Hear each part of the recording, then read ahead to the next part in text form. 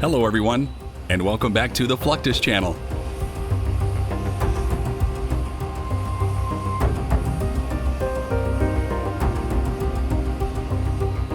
While the President's flying White House, Air Force One, remains one of the safest places, helicopters undertake the arduous task of whisking the POTUS to an airbase where he can board Air Force One. With that said, there is one helicopter that does not welcome the President, regardless of its being an engineering marvel.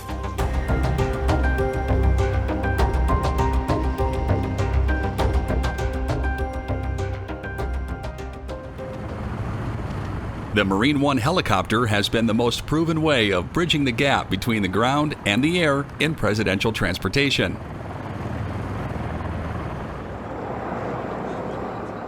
Moving the President on the road is considered more complex and time-consuming than traveling by air.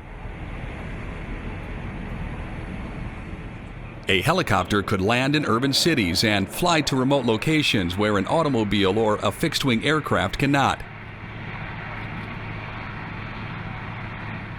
More importantly, when the President is on the move with the motorcade, Marine One has a bird's-eye view from above, making it an optimal airborne surveillance platform.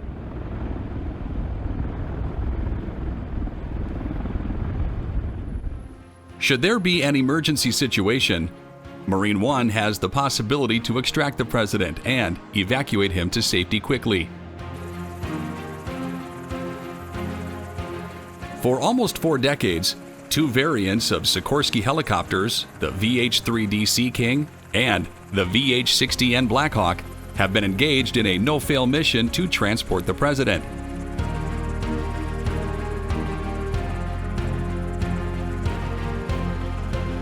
As these helicopters were reaching their sundown, the Navy decided to entrust the Sikorsky VH-92A Patriot with the momentous task of moving the President.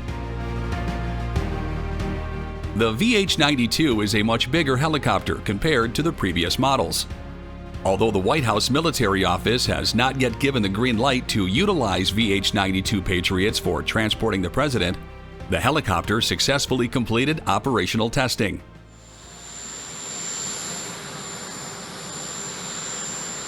The Marine Corps has decided to continue the legacy of the White Tops with their elegant white and green color scheme for the yet-to-come President's new ride. As per the plan, Marine Corps Squadron 1, or HMX-1, will receive a total of 23 VH-92 helicopters for transporting the President, Vice President, and other delegates.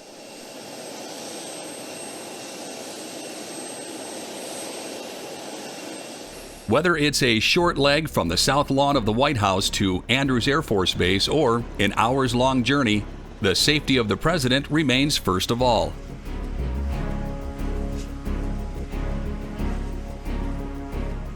Usually, the Marine One is flanked by a squadron of helicopters, which may include up to 5 decoys to deceive any potential threats.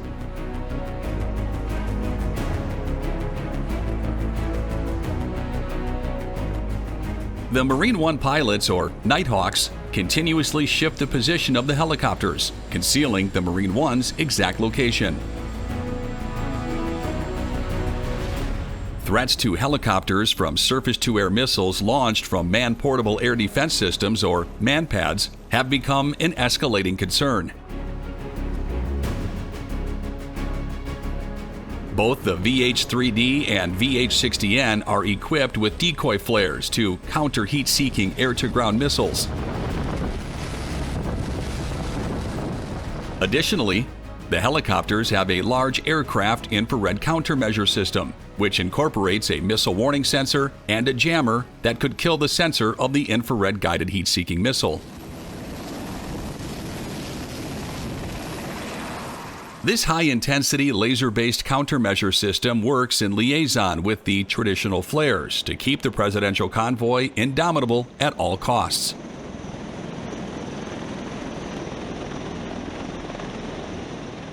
While the VH-3D and VH-60N helicopters are responsible for hosting the President, the story of the presidential convoy does not end here. There are other helicopters taking part in the convoy, fulfilling logistical needs and providing backup support at the very moment a requirement arises. Marine Helicopter Squadron 1 is basically divided into two elements: the white side and the green side.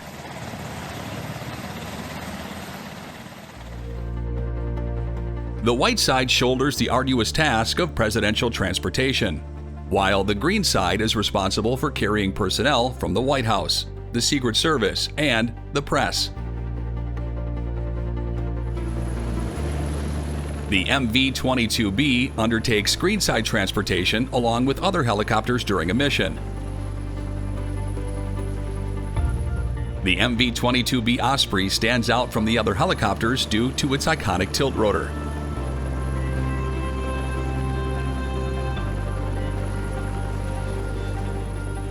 Despite the MV-22B's futuristic design and unparalleled capabilities, the President cannot travel on board this aircraft for several reasons.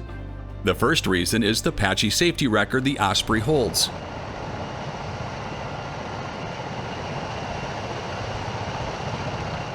The aircraft had quite numerous fatal accidents, costing lives and property. With that said, challenging the odds on a presidential flight is definitely a horrible move. This keeps the V-22 out of the Marine One League.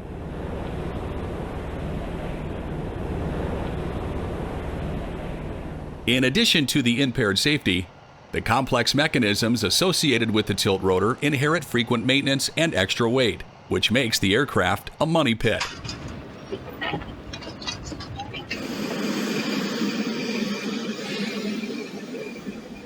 But the V-22 is capable enough to stay in Marine Helicopter Squadron 1, undertaking the greenside responsibilities.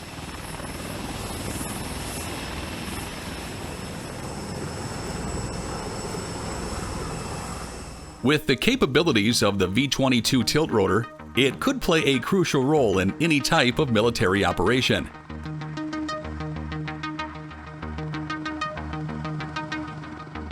The ability of the V-22 to act as a vertical takeoff and landing aircraft and cruise at higher speeds like a turboprop improves its versatility.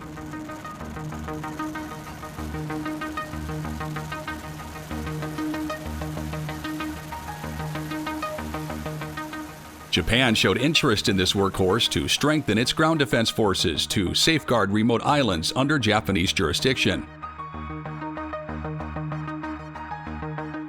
Japan received 2 V-22 units in 2020, making them the first international operators of this audacious engineering marvel. They will receive a total of 17 Ospreys in due course. We can take off like a helicopter, we fly like a plane, we can lift a lot of weight, and we can fly really far. We can fly, airplane speeds faster than a lot of aircraft can, and we can also act as a helicopter. So we can go, it shrinks the battlefield. A lot of the guys are, real smart guys that realize that the future of warfighting is shrinking the battlefield, and that's what we do. The first 2 aircraft reached the Marine Corps Air Station in Iwakuni, which could host large vessels thanks to its deep water port.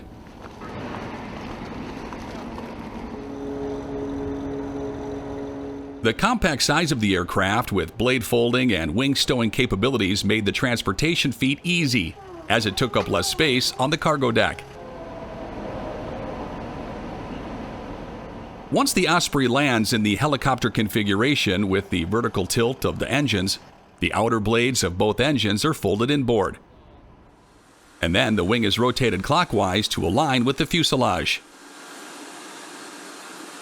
And the engine switches its orientation to vertical from horizontal.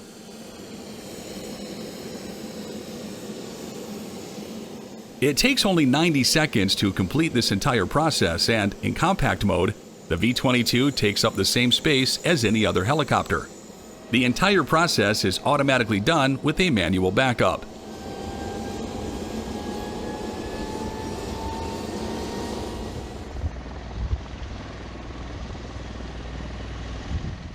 The V-22 Ospreys arrived at the Marine Corps Air Station, took off into the Japanese sky for the very first time in history, and headed to the Japan Ground Self-Defense Force Base at Camp Kisarazu.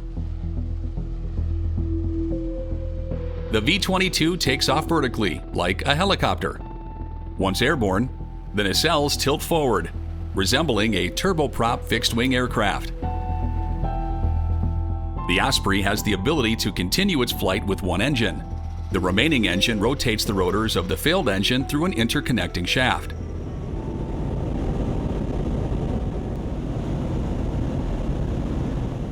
The combat range of the V-22 Osprey depends on the number of troops and cargo carried.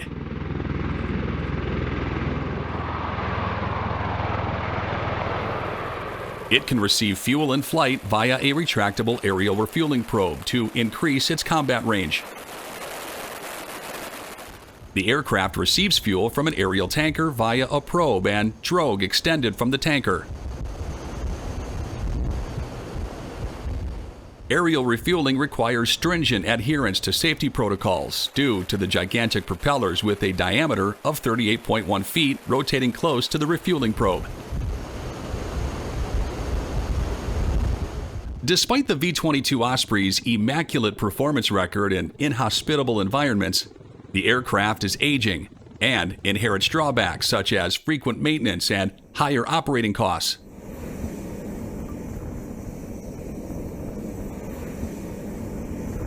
With that said, the Pentagon was expected to replace this iconic masterpiece, but they could not get away with the tilt-rotor technology that offers a plethora of advantages over conventional helicopters.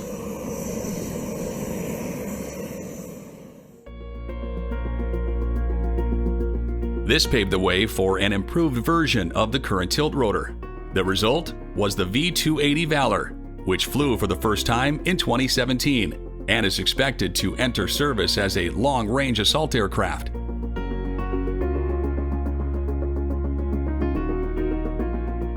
Among the many improvements made to the V-280 compared to the V-22, the most significant improvements is the tilt-rotor. While the V-22 rotates its entire engine to alter the tilt, the V-280 achieves this by only tilting the rotor while keeping the nacelle fixed. This state-of-the-art masterpiece is believed to be a game-changer in modern warfare. The tilt-rotor offers unmatched speed and agility, making it a capable platform for a multitude of missions.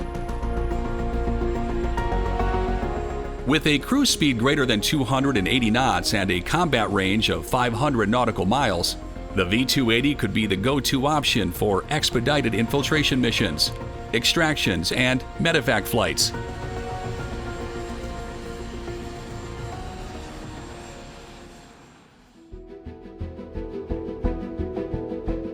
Bell strives to optimize the aircraft design with the feedback from operational soldiers to smooth the interaction between the soldiers and the aircraft, as they will be relying on the aircraft in the most inhospitable environments. Bell has taken measures to integrate the modular open systems approach when manufacturing the aircraft. This could be a salient feature of the aircraft as it improves operational flexibility and ease of integration. As the MOSA approach follows different vendors to provide modules for the same aircraft model, maintenance and upgrading becomes easy, which contributes to the sustainability of the model. Maintaining the most coveted and defended air fleet is no easy task.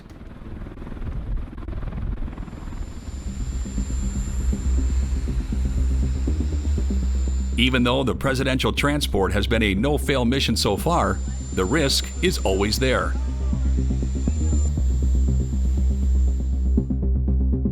Hence, it is of paramount importance to induct new technologies into the presidential air fleet to safeguard the first person from all types of emerging threats.